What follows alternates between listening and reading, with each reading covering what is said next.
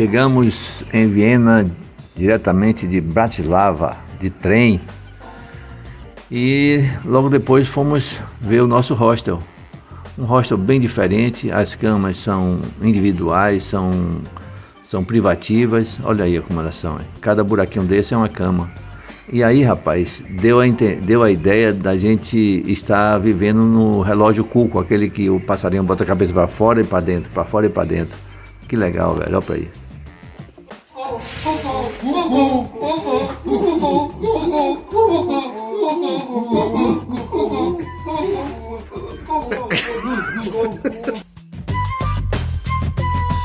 Na manhã seguinte, tomamos aquele café, né, com Christian, que é amigo de Sérgio, mas ele se tornou nosso amigo, companheiro de viagem, fez parte do grupo dos Coroas, nos levando a lugares incríveis, né, com cafés, restaurantes, bares, e nos sentindo assim como se fôssemos moradores de Viena. Agradecemos demais o empenho, a dedicação, o carinho que o Christian nos deu, viu? Maravilha, Christian. Catedral de Santo Estevão, uma das mais antigas catedrais em estilo gótico europeu, uma igreja que foi construída sobre uma outra já existente, datada do século XII, né, que chama a atenção pela sua imponência e extrema beleza, tanto por dentro quanto por fora. Ela possui 2 torres, o seu teto é coberto por 230 mil telhas vitrificadas de vários padrões, né, e é tão íngreme que nunca foi coberto por neve no inverno. Já internamente fica difícil destacar o elemento mais bonito, entre eles o púlpito gótico de pedra, confeccionado em 1515, além do altar barroco. Também possui assim muitas relíquias com pedras preciosas e ouro.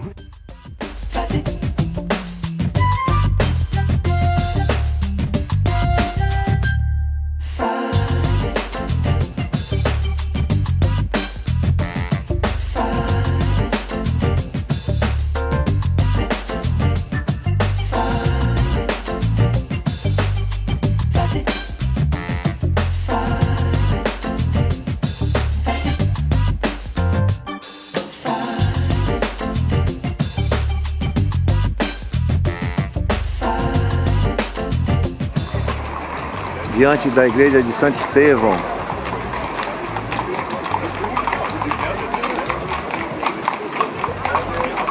Cavalos lindíssimos.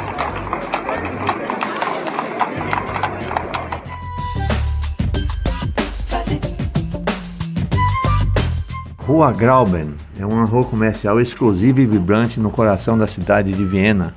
A origem desta rua remonta aos antigos romanos. Atualmente, é uma zona pedonal e uma das avenidas mais populares em Viena. Grauben, em Viena. Uma rua lindíssima e os cachorros tudo aqui junto. E aqui essa rua, muito linda, Grauben.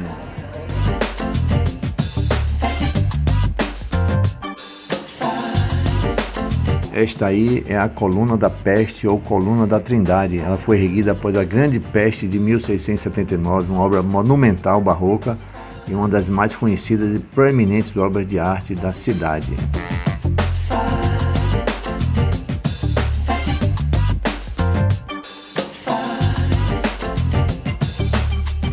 Palácio Imperial de Hofburg, com mais de 2.600 salas e ocupando uma área de 20 hectares, a sua grandiosidade arquitetônica e os seus grandes jardins dominam a paisagem da região central de Viena. É datado do século XIII. Atualmente, esse vasto complexo abriga a Biblioteca Nacional Austríaca, a Escola Espanhola de Equitação, os gabinetes do presidente da Áustria e museus.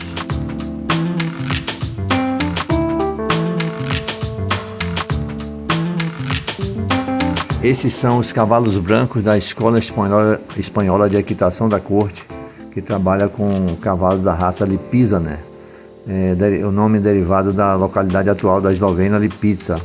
Eles são cavalos de forte estrutura, de natureza selvagem, nascem quase pretos, mas na idade madura ficam brancos e depois de treinados se tornam dançarinos. Olha isso, rapaz, que maravilha!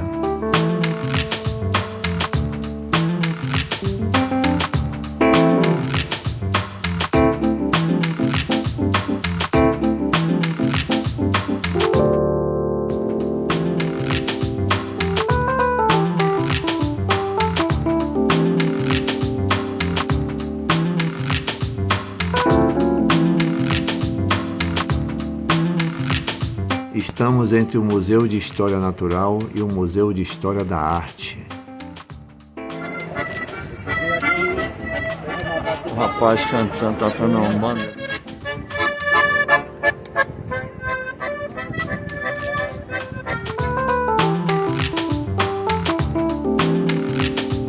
Continuamos a andar por Viena e chegamos ao Parlamento.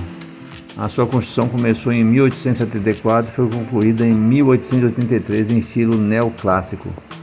O edifício foi projetado de forma holística, buscando a harmonia entre todos os elementos. E ele é palco de importantes cerimônias de Estado, principalmente a cerimônia de posse do presidente da Áustria. Ele é menor do que o Parlamento da Hungria, mas também muito bonito.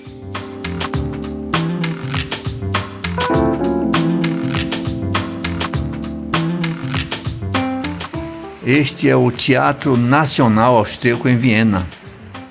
Ele foi fundado em 1741 pela Imperatriz Maria Teresa e é um dos mais antigos teatros da língua alemã do mundo. E logo de frente a ele está a prefeitura. Essa obra-prima neogótica, concluída em 1883, é um antigo prédio e palácio em Viena, que serve como sede da prefeitura e do Conselho Municipal da cidade.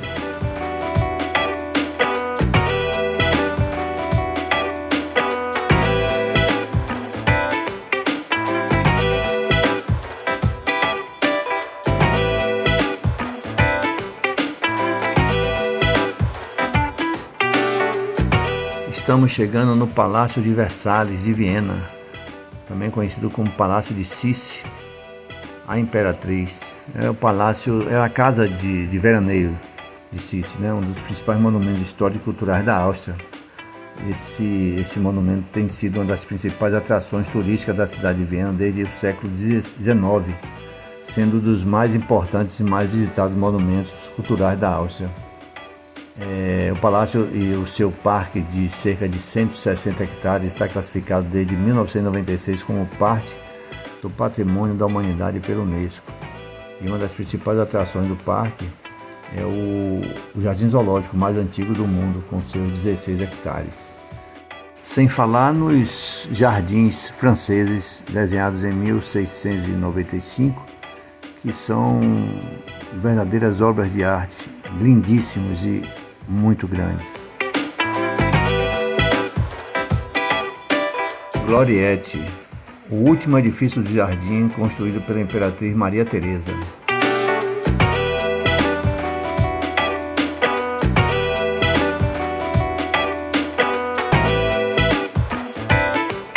Esta é a fonte de Netuno, uma estrutura monumental localizada nos jardins do Palácio de Viena. Ela fica situada aos pés da colina da Gloriette, no Parque do Palácio. E a fonte representa o deus romano Netuno em seu carro, simbolizando o poder do monarca sobre os mares. A construção foi concluída em 1780, pouco antes da morte da Imperatriz Maria Teresa. E é um exemplo clássico da arquitetura paisagística barroca e neoclássica.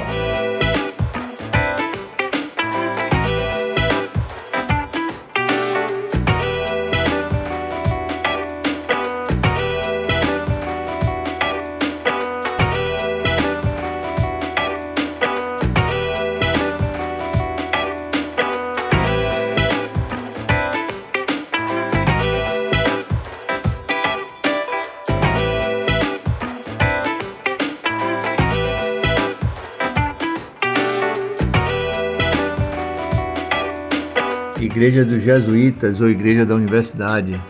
É uma igreja que tem a fachada simétrica, ladeada por torres gêmeas, com pináculos verde cobre, elegante, porém discreta, refletindo os ideais jesuítas da humildade. O seu interior é notavelmente opulento, com pilares de mármore falso, douramento e diversos afrescos alegóricos no teto. O teto em abóbada semicircular foi dividido em 4 vãos com pinturas em perspectiva, utilizando técnicas de ilusão. Liga aí. O altar principal é adornado com esculturas barrocas, dramáticas e folha de ouro. Maravilha, né?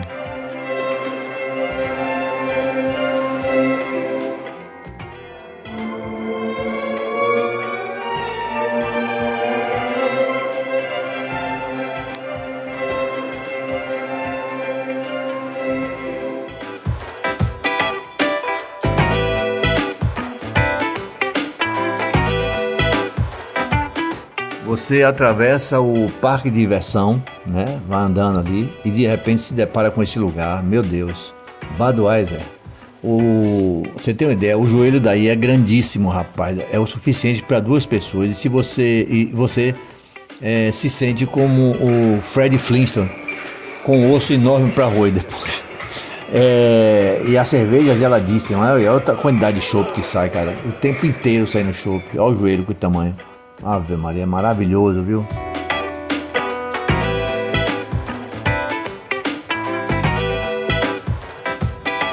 Logo pela manhã cedo, nos encontramos com o Christian, nosso cicerone maior. E ele nos levou para conhecer uns amigos. E de lá a gente foi conhecer uma vinícola. E aí, meu amigo, tome andar, viu? Foi porreta.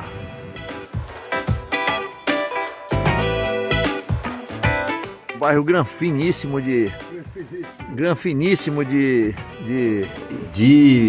Viena, rapaz. Desembucha. A gente tá indo para as vinícolas. Vamos entrar aqui agora para descer as vinícolas.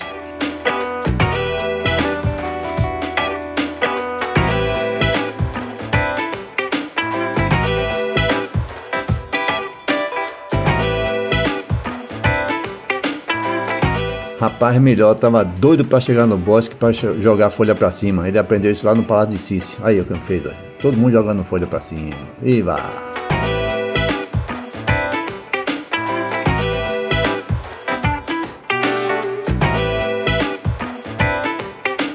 Aí é uma casa familiar rural.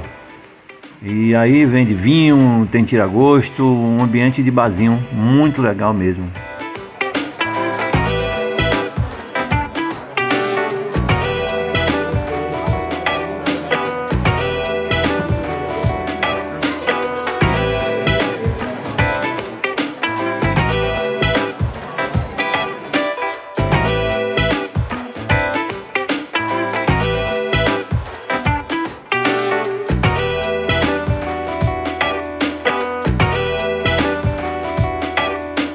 Depois de algumas taças de vinho e muita animação, subimos para as parreiras, lá em cima.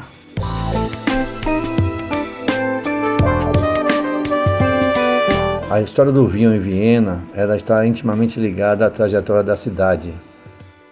Celtas e ilírios e romanos produziam vinho onde hoje fica a maior cidade da Áustria. As primeiras evidências escritas datam do século XII. E aí os cidadãos de Viena podem possuir vinhedos, que passaram a ocupar amplas áreas dos distritos centrais da cidade. No total, são mais de 130 produtores distintos atuando na área de Viena. Uma coisa interessante é que, pelo fato de 94% dos vinhedos terem plantio de variedades brancas, os vinhos brancos são as grandes estrelas da região de Viena, favorecido também pelo clima local, né?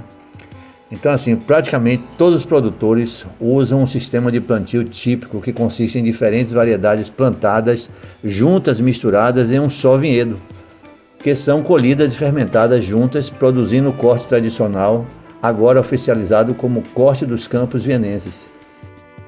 E assim elas ficam bem pertinho da cidade, rapaz. E aí você tem uma bela vista de Viena.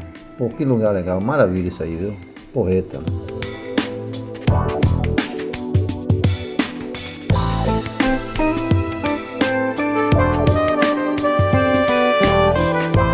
Depois da gente ter andado bastante por entre essas parreiras, a gente foi saborear esse gostosíssimo vinho branco de Viena. E assim, aproveitando para agradecer a Christian e a Bia pelo carinho, envolvimento, disponibilidade que tiveram com a gente nessa linda viagem e nessa linda terra de vocês. Até a próxima!